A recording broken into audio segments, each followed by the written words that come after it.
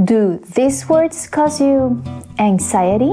Planning, to-do lists, productivity, procrastination. If that's the case, don't worry, I've got you covered.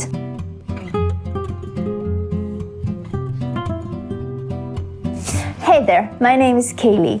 I hope you're doing okay. If you're anything like me, you suck at planning. I wanted something that was, well, efficient, obviously, but also flexible and can be as easy or as complicated as I damn want it to be. You know, maybe also a little bit artsy. And after searching, I found out bullet journaling, or bujo as the experts call it. Not me, I call it bullet journaling because I'm not an expert. I've compiled all the know-how and tips and tricks to help you create a bullet journal that fits your needs. There's no one-size-fits-all because nowadays customization is key. Well, anyways, let's get into it. Part 1. How does a bullet journal work? Well, let me explain it with this example. So here's how to bullet journal.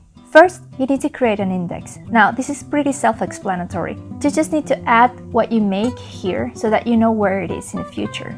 Then is the fun part, the collections. The main parts of this collection consist of the future log, which is where you have an overview of all the following months with the main tasks. Then you have a monthly log, which is an overview of that specific month with a calendar and the tasks that you need to do. Then you have a daily log, and this can be visualized per week on a spread, or you can take a whole page per day if you're one of those people that like to write a lot. What's fun is that you can add other types of collections. For example, habit trackers, ideas, doodles, you name it.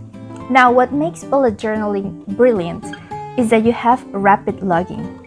This means that you have a key of types of bullets that allow you to identify what it is that needs to happen. Here's an overview of the original key of the bullet journal. You can find it in bulletjournal.com. It's the difference between being busy and being productive. And last but not least, you have the migration. You take time at the end of the month or your week to see which tasks need to be crossed out because they were irrelevant, or schedule tasks and events you want to get to later on in the future log. Don't just plan, but keep doing rapid login and migration, and you'll see how productive your life can get.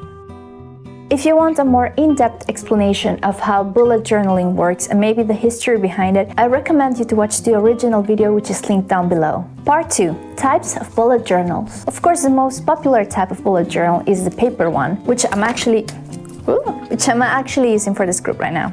There's also the digital version of it, which I know is not the same, but it is very useful to have. The pros being that it's very flexible, so you can move things around, drag and drop, etc. You can incorporate links, images, even videos. You can also link it between all your devices. So the possibilities for a digital journal are endless. But again, you're not really writing things down, which has a psychological effect. And also you rely on the battery, which is not so great. Another con is that usually these apps have a steep learning curve, so you have to be a bit technologically savvy to work with them properly. Now, digital journaling can be a whole other video in itself, and also it can be app specific. Having said that, let's go back to the paper one. Part 3. Materials. The cool part about materials is whatever you can think of, you can add it. So you can keep it as simple as just using a pen or a pencil, or maybe both. Of course, maybe you also want to keep some basics, like an eraser, a sharpener, or a ruler at hand. Of course, you can go a step further and actually use different types of ink pens. And if you really want to make it pop out, then you can use all types of coloring techniques. I personally recommend this type of markers. They have a double tip.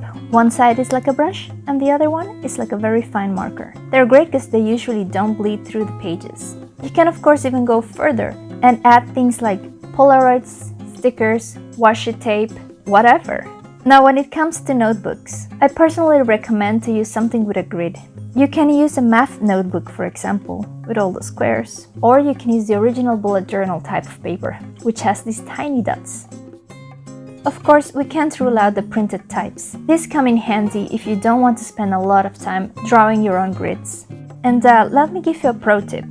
The type of notebook that I'm showing here is called a disc-bound journal. You can rip the pages off and pop them back in, no problem. This is very useful for changing the types of paper that you want to use or the type of grids, but also to change the placement of things. As I said, you can be as minimalist or as maximalist as you wish to. Whatever you have at home, you can already start with it, and you can keep building on it. So if you're an artsy person who's interested in visuals, then I really recommend this type of journaling. A great source of inspiration is Pinterest. If you look for bullet journal ideas, you'll find yourself with a lot of spreads that you can copy, or things that you didn't even think were possible, like tracking the hours that you sleep every night. I will also recommend many cool YouTubers that actually do this every month, down in the description below. Now comes the interesting part, step 4, setup exploration and trial and error. I highly recommend you first try out everything and plan it and see examples before you jump into your actual bullet journal. Before I even draw a dot on my bullet journal, I always make a list of all the types of things I want to include in it. I find by trial and error that sometimes I added things that I really didn't need or didn't keep up with, like habit trackers, and that I need to remove from my next bullet journal. I also practiced the type of layouts that I wanted in an older bullet journal. After I was done, I added post-its with notes on it, on what to avoid and what I wanted to add. As you can see, I also played around with the styles and the type of headers that I wanted to use. Also, who the heck is Heather? I also practiced some fonts and I actually realized I like the minimalistic style. This brings us to our last part, part 5, the curated setup. Here's how I did mine. Roll clip! Alright, so I jumped in right away. I set my notes aside, and before beginning, I stretched the cover a bit so that it lays flat. Then I proceeded with the index. At this moment, I only knew that my pages will be the grid and the key, and of course the index itself. Here's another pro tip. On your first left-hand page, write now the number of spaces that you have. And then I create brackets with the same number of spaces so that it's a lot easier later on to create boxes. On that same page, I added the formula for creating brackets, which is row minus the spaces divided by the brackets equals the amount of dots that you need to count. Also here, I added my key. As you can tell, it's a little bit different than the bullet journal suggestions, but I made it my own. Then of course I moved on to the future log, where I added the 6 upcoming months. Then I wanted to add an overview of the entire year in one sheet. Pro tip, if you don't want to spend an eternity writing tiny numbers, just print out a calendar and paste it on top. You'll thank me later. By looking at my trial and error notebook, I narrowed it down to the type of daily log that I wanted to use. In my case, I wanted minimal, big, empty spaces where I could see my entire week ahead and also add some notes. Now, I didn't continue after that because I've noticed that I don't necessarily journal all the time. I will just keep adding to this bullet journal as I go. Another pro tip here is you can just flip your notebook.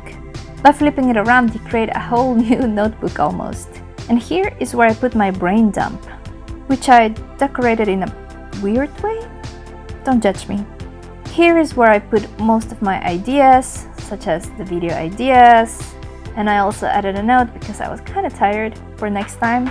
And here's the final product, the grid, the formula, the key, the index, with an empty page for the continuation of the index. And voila, the future log with an empty page for the coming months, a space for my wish list, my presents, and my achievements. Then we have our monthly overview. My bullet journal started in March, which is kind of the cool thing. You can start it whenever. It can literally be July. And then the week overview. Ta-da! We flip it over, and we have my brain dump. Here I've added some comments on some sections to still add, and I've created a space to add my video ideas for the future. What am I doing in my life? Well, anyways, I hope this video was actually useful to you. And if you feel like I forgot to mention something or you want something a bit more thoroughly explained, then you can send me a handwritten letter to the following address. No, I'm just kidding. You can contact me through Facebook or Instagram, or you can leave it in the comments below. If you like this video, don't forget to let me know by leaving a like. And if you're interested in more artsy content and you didn't hate what I said, subscribe now. Alright guys, I'll see you on the next one. Bye!